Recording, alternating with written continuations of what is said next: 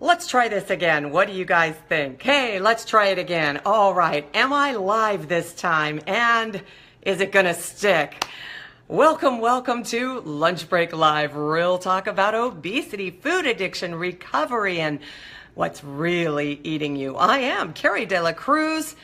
As I was starting to say when I was so rudely interrupted, Facebook, welcome to this May Day edition of Lunch Break Live. I bet a few of you out there are saying, May Day, help. You guys are in the right place. So today, as I welcome you all in, Sarah, I'm glad you found me again. I'm hoping other people can find me. Boy, I tell you, Facebook gets a little cranky, but you know what? I can't get worked up over it because it's free.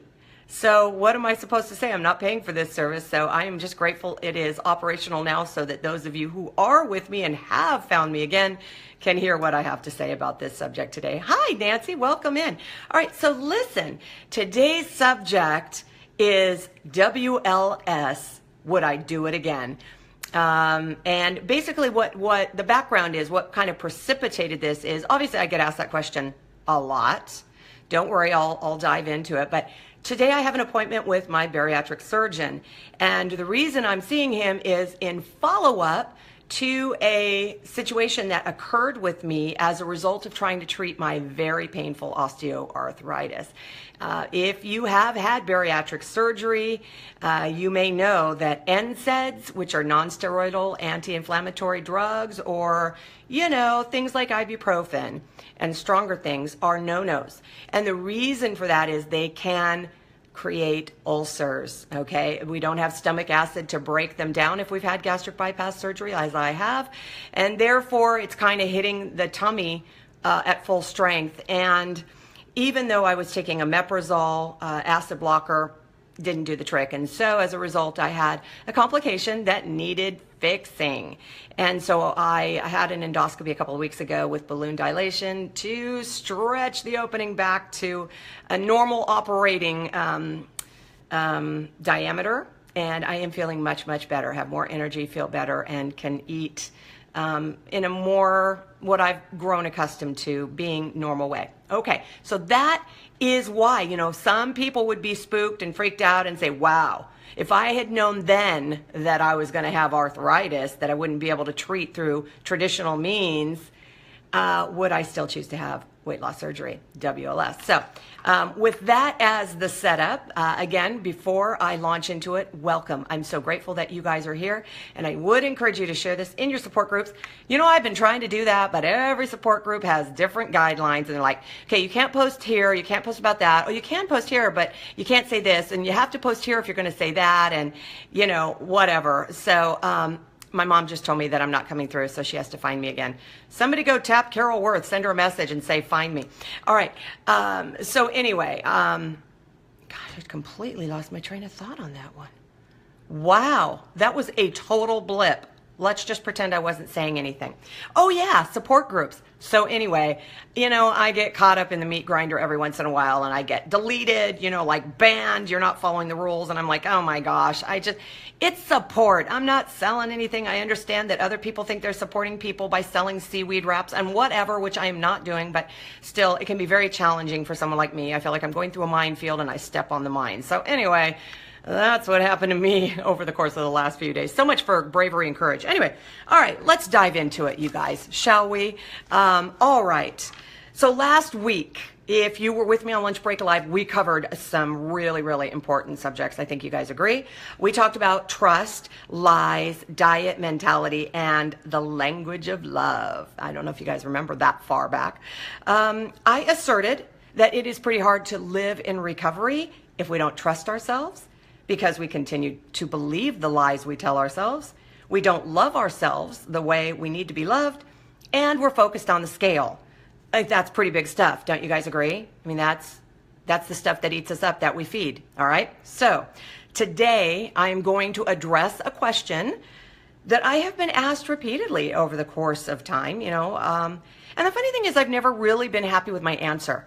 I've never really been satisfied with how I answered it. I felt, that I wasn't answering it with the fullness of the understanding that I now have about the bariatric afterlife, which is everything after the after, everything after you look like that picture, okay?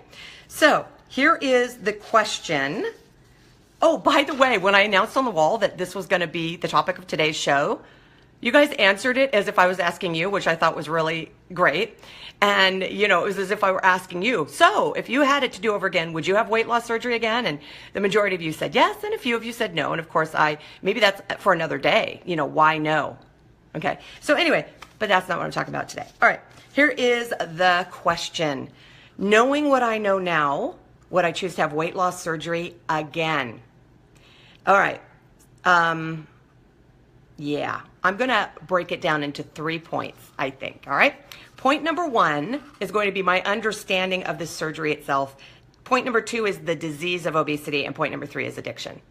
Okay, you're like, that doesn't sound riveting at all. I don't want to listen. Stick with me, you guys. It's good. All right. Here's the background. All right. Let's go back to, I don't know, my whole life before I chose to have WLS. Okay. I thought I was fat. I knew I was fat. I didn't just think it. I knew it. I looked and felt ugly. I was in pain. I was tired. And when I went to the doctor, we focused on my weight, the numbers. You get on the scale, get your blood pressure, right? That's what they're looking at.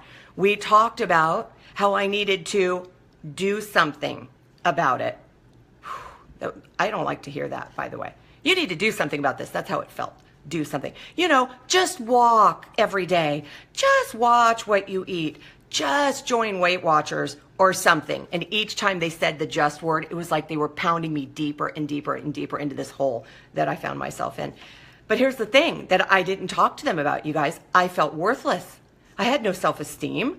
So really everything the doctor was telling me was just reinforcing what I already knew and believed about myself, right? That I couldn't do it. Because if I could do it, I would have been doing it. So I must be stupid if he has to tell me to do it and I'm not doing it, right?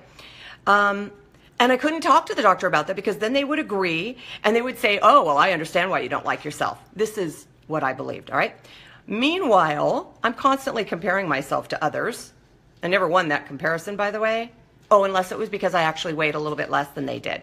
But trust me, that had to be like a very, very big difference, like 100 pounds or more difference before I could even see the difference. I was ashamed, I was helpless, and I wanted to give up. So that's where I was 10 years ago, thinking about what I could possibly do to treat my obesity. But here's the thing, I didn't realize that those feelings are the hallmarks of the disease of obesity because I only ever focused on the physical aspect of my disease, which is how I define myself. Okay? So I'm focused on what I weigh and how I look. And I'm deciding that's what I have to deal with. I'm fat. Okay. Now, interesting story. I don't know if you guys remember these commercials from years ago. When I was younger, I would hear about weight loss surgery. And I would see this picture of this big woman and they'd say inside every woman is a fat woman is a thin woman dying to get out type thing, right?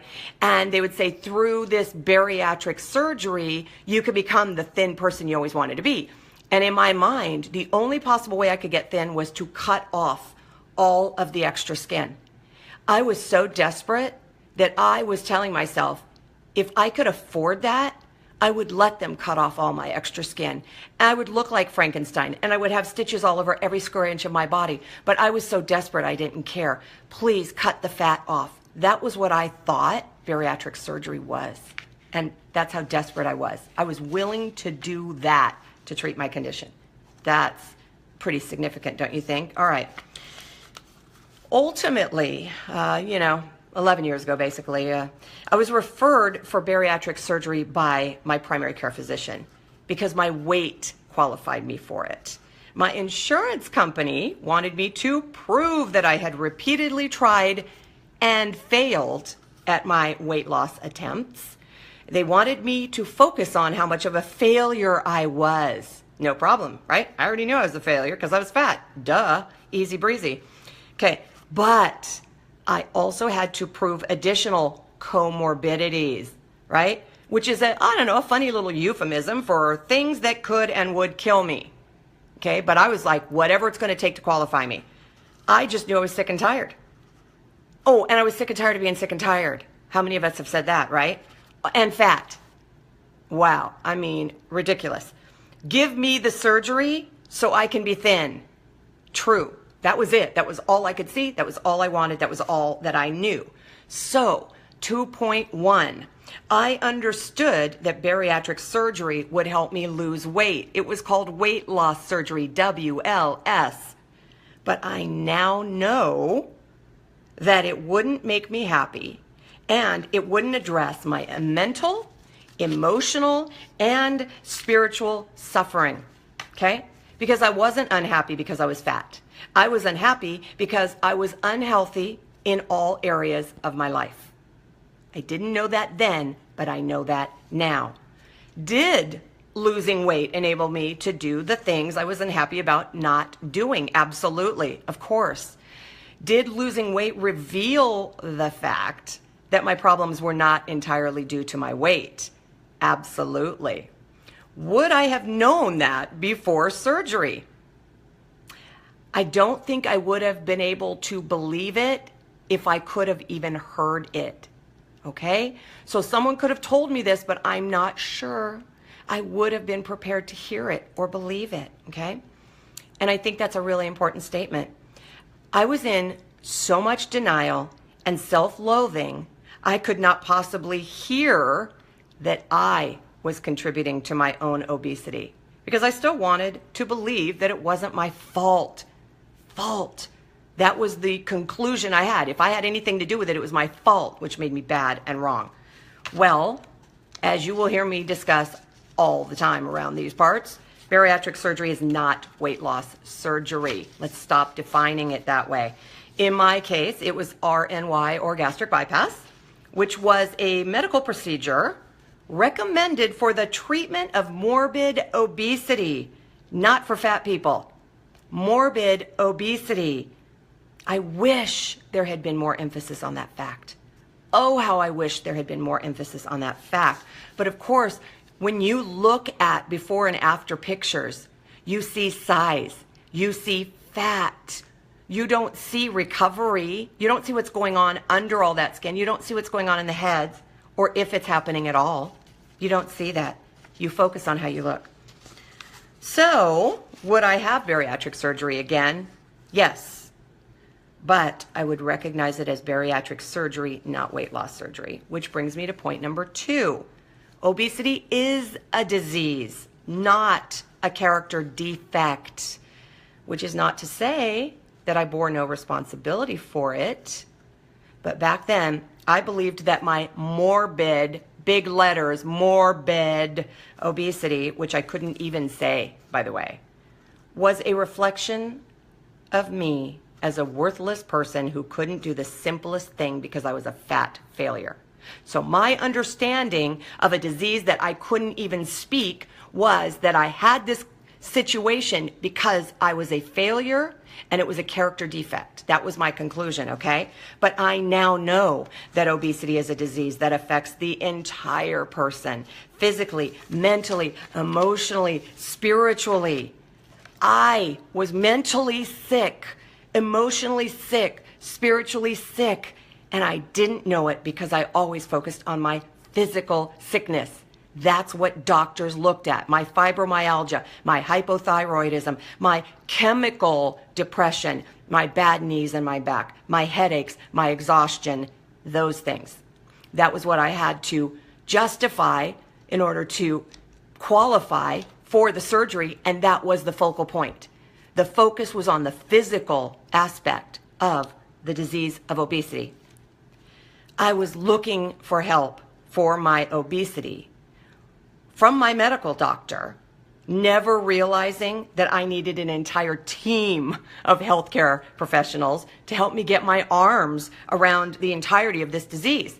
I was only looking at one part of it. So knowing what I know now, would I choose WLS again? Absolutely. Because I would understand that it's an important role in the treatment of my disease. An important role, it plays an important role in the treatment of my disease. It is not the entirety of the treatment for my disease. and it is a treatment, not a cure.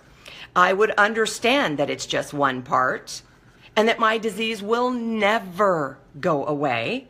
Even if I'm thin, I'll have the disease of obesity. Remembering that thin doesn't equal healthy anyway.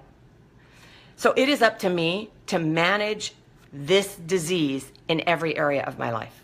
Okay? So those are the conditions under which I would choose to have bariatric surgery. Point 3, addiction. I was a disordered eater. I don't care how you slice it. What I was doing was not ordered eating. It was not healthy eating. I compulsively binged without purging, obsessed about my weight, and was consumed by my appearance 24 hours a day. That is sick. And guess what? This surgery doesn't touch any of that stuff, okay? It doesn't touch any of that stuff. You can find new and wonderful ways to be a disordered eater, even if you can eat less. I promise you, I did it. Of course, I didn't think I was a binger. That's kind of the big deal here. I didn't think I was a binger because I didn't consume 20,000 calories a day like the people I saw on TV. At least I didn't think I did. But like, who would know? Because I never ever counted calories. I convinced myself that I did not eat very much. And trust me, I surrounded myself by people who agreed with me. You just don't eat very much. I don't know why you're so big. I was not a competitive volume eater, which I've seen a lot of people be at the buffet, right? That was not me. So it wasn't quantity, it was quality, or the lack of quality, as it were, the types of foods that I was eating, and that was horrendous. Horrendous.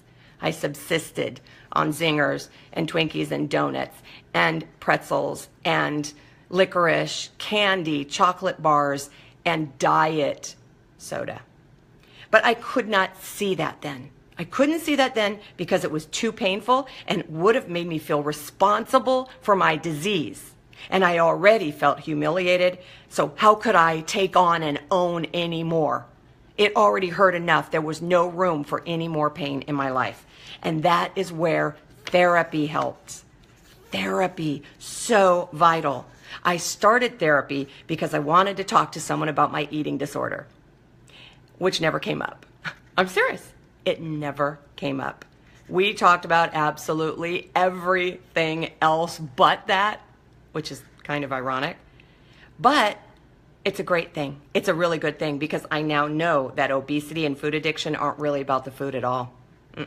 They are about the stuff I talk about here. They are about the stuff that's eating us up that we overfeed. That's exactly what it is. So I was being eaten up by, let's see, doubt, fear, paralysis, perfectionism, hopelessness, and depression.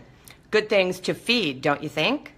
So my weight only reinforced that stuff, okay? So when I lost the weight after bariatric surgery, it was like a beach ball launching up from the bottom of the pool, okay? It came roaring to the surface and exploded like there was no tomorrow, like it was gonna launch into the atmosphere, okay? I could not hide from it anymore because I couldn't put that beach ball back down under the water once I let it out, okay? So what happened was I finally saw and accepted my role in my disease, and I began to understand the reality of addiction. I began a 12-step program, okay? Overeaters Anonymous, that's what I did. And I came to terms with both of my diseases, addiction and obesity. And I learned that I will always have these diseases, but they don't have to have me. So, knowing this, would I still choose WLS? Yes. But I would hope that the bariatric program I worked with would at least discuss obesity as a disease that infects, not just affects, infects the entire person and everyone around them. And I would hope that we would talk about addiction, transfer addiction, not as a substance, but as a shifting of focus from one thing to another in an effort to avoid dealing with life. I would wish that that would have been discussed. I would hope that any bariatric program that I worked with would use the word recovery and would discuss the fact that physical recovery is one small piece of the pie. I would hope that the bariatric program would address the rest of that pie and help me to clearly see it. I would hope that that program would offer resources like Overeaters Anonymous, therapists who deal with addiction, and focus on the need for daily support, not just once a week or once a month like at the hospital or at the doctor's office, not like that, more. And I would hope that my bariatric program would focus more on NSVs, non-scale victories, and advertise success in those terms rather than people standing in their fat pants, right? They're standing in their fat pants. Oh, I want some of that. Wow, that's missing the point. That's focusing on the wrong thing. I didn't realize when I looked at those pictures of the people in their fat pants, by the way, that the majority of them would regain their weight within 5 years. And they would, instead of standing in one leg of those pants, they'd be standing in 2 legs again because they'd fill them back in and they might need to go back and get a bigger pair. That's the reality of it. Why? Because they were focused on the scale rather than their thoughts and their feelings and their actions. Because nobody told them that feelings and thoughts affected the things that they did. They just said, you got to change what you do. Well, how on earth am I going to change what I need to do just because I know I need to do it? What stopped me in the past? No one was talking about that. And it was eating me up, and it's eating you guys up too. And trust me, I overfed it, and a lot of you are feeding it, and you don't even know it. So to wrap it up, here's what I'm going to say. I would have WLS again because I know it is a vital part of treating my disease. It's critical. It's critical. I wouldn't focus so much on the scale, but come on, I'm sure I would celebrate my improving appearance. I'm sure I would. I would focus on how I looked, but I would insist upon therapy, and I would spend more time working on my spiritual life. I would accept my diseases and work hard to claim abstinent and sober recovery, not just weight loss. So that's my story about how I might answer that question truthfully and honestly.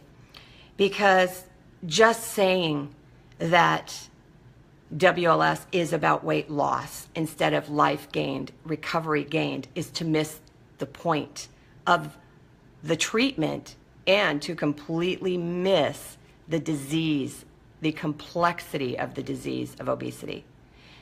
This disease is not just physical.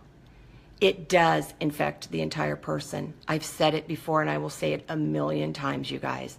It does infect our hearts. It infects how we think about ourselves, which infects how we feel. And that definitely infects us and affects what we do about it or what we don't do. Unfortunately, a lot of the time, we eat over it. And that gets us right back where we were before we had surgery. So that's my answer. I'm going to sign off and let you guys go. It looks to me as if once you found me, you have been making a lot of comments. I'll be sure to jump in and address those when I go offline. I'm so grateful that you guys were here. I hope this made some sense for you. I hope this encourages you to look at it. If you have had bariatric surgery, I hope it encourages you to see it maybe in ways that you had never considered it before. If you have not had it but are considering it, I hope that you will look at this as the entirety of what I call a process of recovery, which is more than just recovering from surgery, okay? If you know someone who has had the surgery and is struggling and they're having regain in their lives, understand that they are right back to feeding what's eating them up and they don't even know it. And maybe, just maybe, they'll find me and tune into the show so that they can experience a little bit of relief and a lot of peace, because that's what this is all about, you guys. Peace, serenity, relief, contentment, exhaling, and not being absorbed and consumed and obsessing about the scale and our weights, but living our lives. So I'm going to sign off and remind you all to have courage, seek peace, embrace joy, and above all, live your recovery. Remember, you can't stop feeding what's eating you if you don't know what's eating you. I will see you guys tomorrow. Thanks for being here, and remember to share the show. Take care. Bye.